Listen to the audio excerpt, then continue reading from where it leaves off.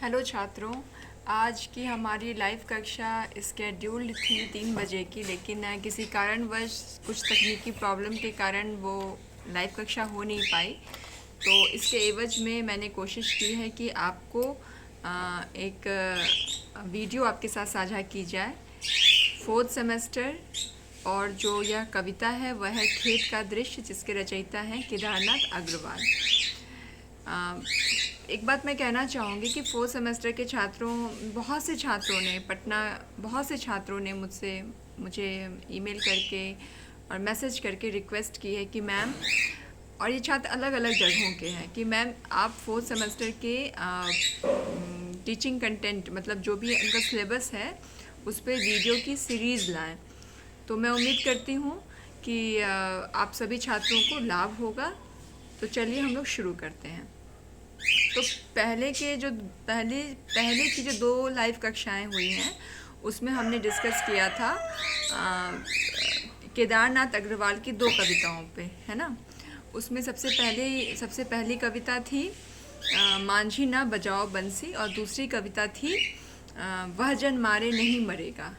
ये दोनों कविताएं आपको चैनल के ही प्लेलिस्ट में मिल जाएंगी। इसके बाद जो तीसरी कविता है वह है खेत का दृश्य, जिस पर आज हम चर्चा करेंगे।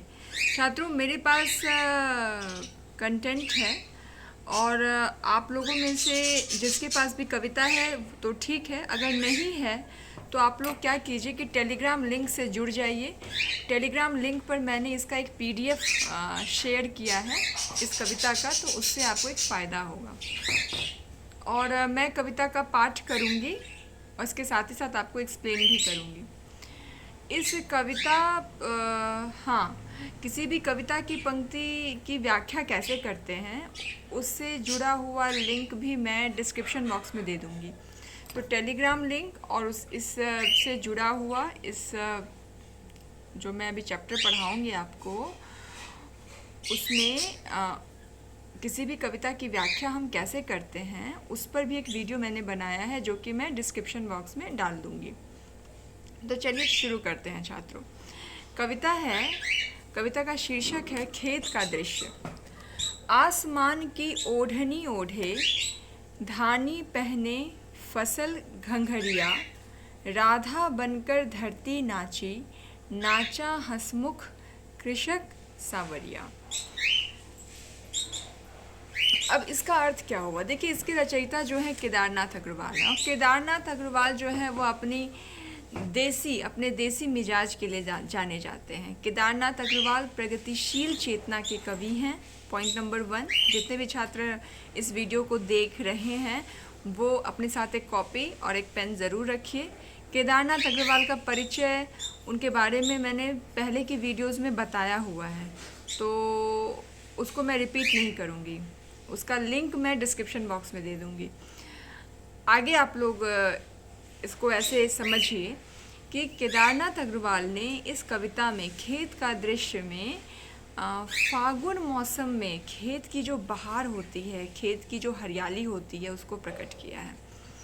फागुन हम सभी जानते हैं कि मार्च महीने को कहा जाता है, और इस दिन हम लोग होली मनाते हैं, और फागुन के समय ही फाग गाया जाता है। छात्र इन सभी बातों को लिखते जाएंगे। मैं वीडियो में जो कुछ भी कह रही हूँ आप उसको लिखते जाइए। लिखने के बाद आपका कॉन्सेप्ट खुद ही क्लियर हो जाएगा, और आप फिर उसको क्या कीजिएगा ना, अलग अलग भागों में बांट सकिएगा। संदर्भ अलग है, प्रसंग अलग है, व्याख्या अलग है, और विशेष अलग रहेगा।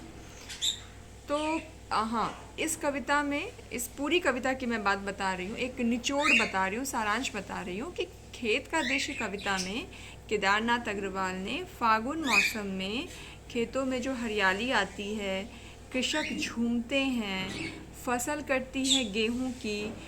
जाहिर सी बात है कि जब किसान की कड़ी मेहनत के बाद फसल आएगी तो उससे किसान को बहुत फ़ायदा होगा, और फ़ायदा मतलब कि उनके परिवार का भरण पोषण होगा, और यही फसल वो मार्केट में ले जाते हैं, उसको बेचते हैं, और इससे उनका जीवन यापन चलता है।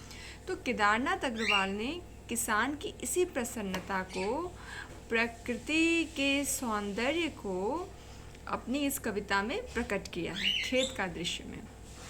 ये इस कविता का बेसिक पॉइंट है जो आपके उत्तर में तो होना ही चाहिए, ठीक है।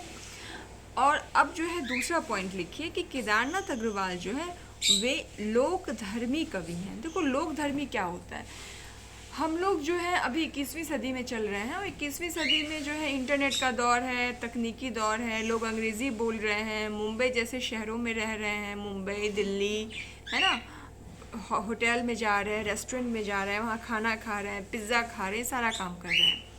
हम में से बहुत ही कम ऐसे लोग होते हैं जो कि अपने देश से, अपने ज़मीन से, अपने गांव से जुड़े रहते हैं और अपने गांव के बारे में उन्हें बताने में एक फ़ख्र होता है, एक गर्व होता है कि हाँ भाई हमारे पिताजी किसान हैं, हमारे जो दादाजी हैं वो भी किसान हैं, हम लोग किसानी करते हैं, खेती करते हैं। तो इस तरह की भावना आजकल के लोगों में कम होती जा रही है। मैं प्रसंग बता रही हूँ, आप लोग कोई भी उत्तर लिखिएगा अपनी कॉपी में। देखिए गाइड और उसकी सहारे मत रहिए। गाइड में क्या होता है ना, सीधे सीधे किसी भी प्रश्न का उत्तर लिख देते हैं। लेकिन अगर आप इन बातों को भी अपने उत्तर में, या फिर जब आपका साक्षात्कार होगा, इंटरव्यू होगा, तब आप इन बातों को अगर रखिएगा तो आप इसका एक अलग प्रभाव बनता है। तो देखिए आज का जो दौर है, आधुनिक दौर, उसमें जो खेती, खलिहानी, किसानी, इसको लोग महत्व नहीं देते हैं। चकाचौंध की दुनिया में गाड़ी, कार, रेस्टोरेंट, पार्टी, पब्स, इन सब में अगर किसी के परिवार के कोई सदस्य किसान हैं या खेती करते हैं या किसानी करते हैं तो उसको बताने में कहीं ना कहीं व्यक्ति के मन में एक कुंठाहीन भावना होती है, प्रकट होती है। मैं सबकी बात नहीं कर रही हूँ, लेकिन बहुत से लोगों में ऐसा होता है कि भाई किसान है तो गरीब हैं, या फिर अगर मान लो कि पिताजी किसानी कर रहे हैं तो गरीब हैं, बहुत लॉस जा रहा है, फसल नहीं हो रही है। कई किसान, आज के समय में किसान की स्थिति तो है ही खराब, वे आत्महत्या कर रहे हैं, है ना, उनको उनकी मेहनत का पूरा फल नहीं मिलता है और इसी कारण लोग किसानी छोड़ भी रहे हैं। लेकिन केदारनाथ अग्रवाल की एक खासियत है, और हमारे बीए के छात्रों को यदि पढ़ना है इस कविता को, और हम जैसे प्राध्यापकों को अगर यदि पढ़ाना है, तो इसका एक स्पष्ट संकेत है कि हमें अपनी जड़ और ज़मीन से जुड़े रहना है ना। और इस कविता में केदारनाथ अग्रवाल ने बताया है कि किस तरह फागुन का मौसम आया, और फागुन के मौसम से आते ही पूरा जो माहौल है वो हरियाली से भर गया, फसल काटी गई, जो गेहूं की जो फसल होती है जो तैयार हो जाती है उसको काटी गई, किसान झूम रहे हैं, मस्ती में हैं, फाग गा रहे हैं, और इन सब से जो एक प्राकृतिक सौंदर्य पूरे परिदृश्य का बना है वो कितना खूबसूरत है।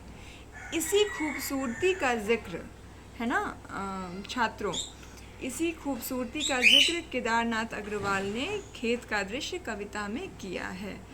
तो ये रहा इस कविता का सारांश या निचोड़ जो कहिए, ठीक है। अब मैं एक काम करती हूँ, मेरे पास किताब तो है, मैं बैक कैमरा इसको करूँगी। बैक कैमरा की सुविधा पहले मैं देख लेती हूँ, नहीं इसमें नहीं है बैक कैमरा, तो चलो मैं पढ़ देती हूँ और पढ़ने के बाद फिर हम उसको एक्सप्लेन करेंगे और फिर आगे बढ़ेंगे। और छात्रों को किसी चीज़ को भी समझने में प्रॉब्लम हो, देखो लाइव कक्षा तो नहीं है, तो अगर प्रॉब्लम हो तो मुझे कमेंट करके ज़रूर बताना, मैं अपने हर छात्र के कमेंट का ज़रूर जवाब देती हूँ। तो चलो हम लोग शुरू करते हैं।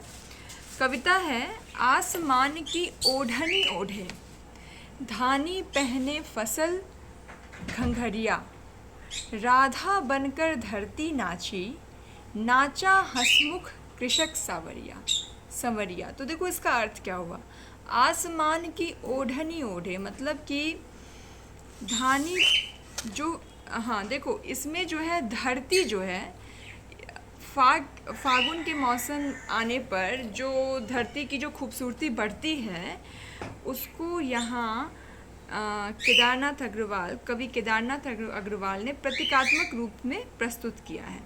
वे कह रहे हैं कि उन्होंने धरती को राधा का रूप दिया है, ठीक है। राधा बनकर धरती नाची, उन्होंने धरती को राधा का रूप दिया है और यह बताया है कि इस धरती ने आसमान की ओढ़नी ओढ़ ली है ना। आसमान कितना बड़ा सा होता है, खूबसूरत विस्तृत होता है, तो धरती ने आसमान की जो ओढ़नी है उसको ओढ़ ली है। और जो फसलें हैं छात्रों, फसल आप लोग देखे हैं ना, फसल देखा है आप लोगों ने, तो जो गेहूं की जो फसल लगी हुई है, हरी भरी सी हरी हरी फसल होती है गेहूं की, तो उसी का उन्होंने एक रूपक तैयार किया है, ठीक है, रूप दिया है कि जो फसलें हैं और जो हरी रंग की जो उसकी जो नीचे तना होता है, वो सब होता है, जो तना और पत्तियां होती है, उसको कवि केदारनाथ अग्रवाल ने घाघरे का रूप दिया। हरे रंग का घाघरा है, आसमान का नीला सा रंग है जो कि उसकी चुनरी है ना, और जो राधा है वो ज़मीन है, मतलब हमारी पृथ्वी है, ठीक है। और पृथ्वी नाच रही है, मतलब कि राधा बनकर जो पृथ्वी है वो बहुत ही खुश है और वह प्रसन्न है। कहने का मतलब ये है, इसका तात्पर्य ये है, छात्र इसको कॉपी में भी लिखेंगे, मैं जो बोल रही हूँ छात्र उसको बिल्कुल लिखते जाएंगे और फिर उसको बाद में अपनी भाषा, अपनी समझ से आप करेक्ट कर लीजिएगा। तो यहाँ जो केदारनाथ अग्रवाल है वो कहना चाह रहे हैं कि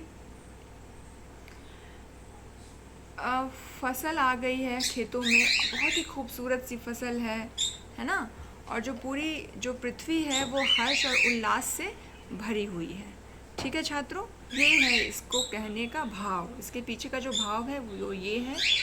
और यहाँ पर मैं साथ ही साथ आप लोग को शिल्प भी बता रही हूँ, और यहाँ पर कवि केदारनाथ अग्रवाल ने प्रतीकात्मक अलंकार का प्रयोग किया है। यहाँ प्रतीकात्मक अलंकार है, रूपक अलंकार है। धरती को राधा का रूप दिया गया है और आसमान को ओढ़नी का रूप दिया गया है, और जो फसलें हैं, जो धानी फसलें हैं, उन्हें घाघर का रूप दिया गया है, ठीक है छात्रों। अब हम अगले उसमें आते हैं, अगले पैराग्राफ पर आते हैं। नाचा हंसमुख कृषक संवरिया, ठीक है। अब उसी में आगे जो कहा गया है वो है कि ये सब देखकर क्या है कि जो कृषक है, जो किसान है, वो बहुत ही हंसमुख मतलब खुश हो गया है और वो नाच रहा है। और संवरिया मतलब कि श्री कृष्ण का रूप यहाँ केदारनाथ अग्रवाल ने किसानों को दिया है। अब किसान इतने खुश क्यों हैं? छात्र आप लोग इसको कॉपी में लिखिएगा, गाइड्स के सहारे मत रहिए और अपनी समझ को भी विकसित कीजिए। किसान यहाँ खुश क्यों हैं? किसान इसलिए यहाँ खुश हैं क्योंकि यहाँ पर जो उसकी जो फसल हुई है वो बहुत अच्छी हुई है, और उसके साथ साथ पूरी धरती नाच रही है और किसान भी झूम रहा है। भाई किसान के लिए इससे बड़ी खुशी की बात क्या होगी कि उसने जो पूरे साल मेहनत की है, इतनी कड़ी मेहनत की है, उससे उसका फल मिला है, जो फसल बहुत अच्छी आई है, ठीक है। हम आगे पढ़ते हैं पंक्ति। माती थाप हवा की पड़ती, पेड़ों की बज रही ढुलकिया। देखो, माती थाप हवा की पड़ती, कहने का मतलब है कि जो मतवाली हवाएं हैं वो बह रही हैं और उसकी क्या है, थाप पड़ रही है, मतलब कि उसकी जो आवाज़ है ना वो पड़ रही है। पेड़ों की बज रही ढुलकिया, जब पेड़ हैं, पेड़ से जो हवाएं सनसनाते हुए बहती हैं तो उससे जो पत्तों की जो सरसराहट होती है, आप सब जानते होंगे जब हवाएं बहती हैं तो एक सरसराहट की आवाज़ आती है, एक संगीत बजता है। तो यहाँ पर है कि जो पेड़ जो है, पेड़ों के माध्यम से जो ढोलक है ना, ढोलक की आवाज़ सुनाई दे रही है। जी भर, आगे की पंक्ति है, जी भर फाग पखेरू गाते।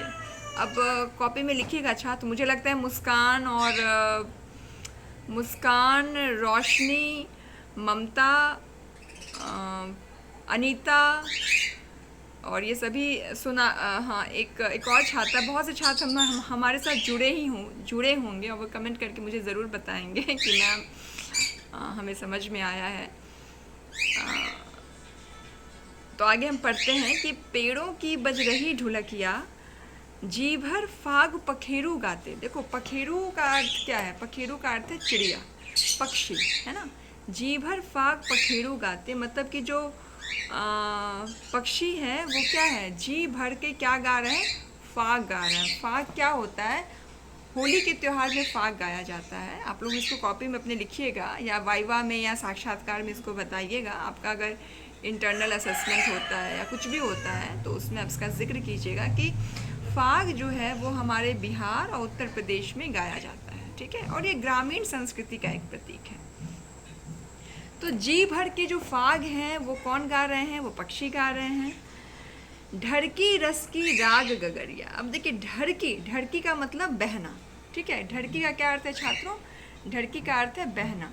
रस, रस बह रहा है प्रेम का, ठीक है। ये जो संगीत बज रहा है, चारों तरफ जितनी खुशहाली है, खेतों में इतनी खुशहाली लगी हुई है, उससे क्या है, चारों तरफ प्रेम का रस जो है वह बह रहा है, ठीक है। मैंने ऐसा दृश्य निहारा। अब देखो कवि क्या कह रहे हैं? मैंने ऐसा दृश्य निहारा, मेरी रही ना मुझे खबरिया।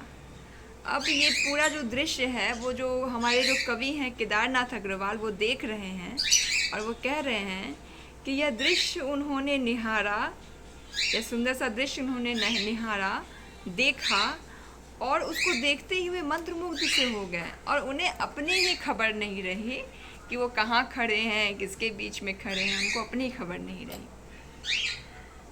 खेतों के नर्तन उत्सव में भूला तन मन गेह डगरिया, ठीक है। खेतों के नर्तन उत्सव में देखो ये जो पूरा दृश्य यहाँ पर जो कवि ने बांधा है वो पूरा खेत का और पृथ्वी का दृश्य है। मतलब खेत और ग्राम्य दृश्य है कि किसान जो है अपने खेतों में झूम रहे हैं और पक्षी चहचहा रहे हैं, पेड़ सरसराहट भरी ढोलक की आवाज़ दे रहे हैं, है ना। और पक्षी जो हैं फाग गा रहे हैं, किसान झूम रहे हैं। तो ये पूरे दृश्य को देख करके कवि को अपनी सुध-बुध ही नहीं रही और उसको अपनी खबर ही नहीं रही, है ना। खेतों के इस नर्तन उत्सव को देख के, नर्तन उत्सव का अर्थ हुआ इस मस्ती को देख के और इतना जो नृत्य हो रहा है, किसान, पक्षी, प्रकृति, धरती नाच रही है, गा रही है, तो ये सब देख करके, इसका सौंदर्य देख करके केदारनाथ अग्रवाल को अपनी कुछ खबर ही नहीं रही। और वो फिर आगे कहते हैं भूला तन मन गेह डागरिया, मतलब कि केदारनाथ अग्रवाल ने अपना तन और मन सब वो भूल गए, बिल्कुल भूल गए। कभी कभी ऐसा होता है ना कि कोई कोई दृश्य हम देखते हैं तो हम अपनी सुध ही भूल जाते हैं कि भाई हम कहाँ हैं। कोई कोई दृश्य इतना अच्छा होता है कि अपनी सुध बुध ही भूल जाते हैं। तो अपना सुध बुध भूल गए हैं और अपना घर का रास्ता भी भूल गए, मार्ग रास्ता डगर सब भूल गए, उसको मंत्रमुग्ध सा देख रहे हैं, ठीक है। तो छात्रों मैंने इस वीडियो में अभी तक में तो आपको इसका भाव बताया, इसके साथ ही साथ थोड़ी शिल्प पे चर्चा की। शिल्प पे कुछ और चर्चा हम करेंगे, आप लोग पॉइंट्स बना के लिख लीजिए। इसमें शिल्प में क्या होगा, पहला पॉइंट लिखिए कि यह जो कविता है केदारनाथ अग्रवाल की खेत का दृश्य, इसमें कवि केदारनाथ अग्रवाल ने रूपक अलंकार का प्रयोग किया है, पॉइंट नंबर 1।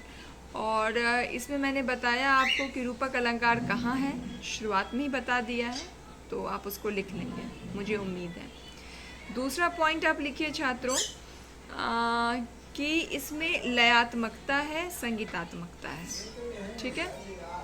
तीसरा पॉइंट लिखिए कि यहाँ तन और मन में अनुप्रास अलंकार का प्रयोग किया गया है। बहुत से अलंकारों का प्रयोग किया गया है। अनुप्रास अलंकार जो है तन और मन में है, तन मन में अनुप्रास अलंकार है। और इसके साथ ही साथ तुकांत शैली की यह कविता है, संगीतात्मकता है, ठीक है। अगला मुख्य पॉइंट लिखिएगा छात्रों, आप लोग एक अलग से कॉलम बनाइएगा अपने उत्तर में, प्रासंगिकता। भाई खेत का दृश्य पढ़ना हमारे लिए क्यों ज़रूरी है, इसकी क्या प्रासंगिकता है, बीए के 4th सेमेस्टर के सिलेबस में यह कविता क्यों लिखी गई है और हम जैसे प्राध्यापक इसको क्यों पढ़ा रहे हैं। तो यह प्रासंगिक इसलिए है क्योंकि हम में से कई सारे लोग, खुद मैं भी इसमें आती हूँ, हम लोग अपने गांव जाने से परहेज करते हैं, हम गांव जाना नहीं चाहते हैं। मैं भी शामिल हूँ इसमें, मैं भी बहुत गांव नहीं जाती हूँ। वहाँ की जो प्राकृतिक संपदा है, फसलें किस तरह से उग रही हैं, धान किस तरह से हो रहे हैं, किसानों का जीवन कैसा होता है ना, ये सब हमारी नई पीढ़ी नहीं जानती है और इससे कटती जा रही है।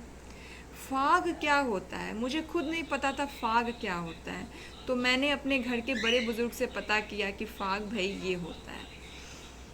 तो हम नहीं जानते हैं, क्यों नहीं जानते? क्योंकि हम लोग बॉलीवुड का गाना सुन रहे हैं और डिस्को का गाना हम ज़्यादा सुनते हैं, नई नई फिल्में हम ज़्यादा जानते हैं, सलमान खान, शाहरुख खान की कौन सी फिल्म आई ये हम जानते हैं, लेकिन फाग कब गाया जाता है, कजरी कब गाई जाती है, वो जो नई जनरेशन की पीढ़ी है, नई पीढ़ी है, वो उसको नहीं जानती है। लेकिन अगर हमें अपनी अस्मिता, अपनी पहचान बनाए रखनी है तो हमें हमारे लिए यह जानना ज़रूरी है। और चूँकि हमारा देश भारत एक कृषि प्रधान देश है, उसकी जो रीढ़ है वह कृषि है, तो हमें अपने कृषि समाज, अपने गांव जवार से भी जुड़े रहना बहुत ज़रूरी है। इसलिए यह कविता हमारे पाठ्यक्रम में दी गई है और केदारनाथ अग्रवाल इस कविता के माध्यम से संदेश देना चाहते हैं कि प्रकृति कितनी खूबसूरत है। आज हम लोग प्रकृति का दोहन कर रहे हैं, एसी में बैठते हैं, बाहर नहीं निकलते हैं, पेड़ पौधे हरियाली के बीच नहीं जाते हैं। तो यह कविता एक संदेश है कि हमें अपनी प्रकृति की तरफ वापस लौटना है और उसके रंग में रंगना है और इस प्रकृति को बचाना है। तो यह इस कविता की प्रासंगिकता है, यह इस कविता की विशेषता है। तो छात्रों, मुझे पूरी उम्मीद है कि आपको यह कविता समझ में आ गई होगी। हम अगले वीडियो में अगली कविता पर चर्चा करेंगे। आप लोग प्लीज़ मुझे बताइएगा कि आपको कितना समझ में आया, कहीं प्रॉब्लम हो तो वो भी मुझे कमेंट करके बताइएगा। और छात्र जो है, मैं डिस्क्रिप्शन बॉक्स में टेलीग्राम लिंक है, उसमें आपको इस कविता की पंक्ति मिल जाएगी, पाठ्य सामग्री मिल जाएगी जिससे आप पढ़ सकते हैं। तो छात्रों, चलो हम लोग अगले वीडियो में मिलते हैं अगले नए टॉपिक के साथ।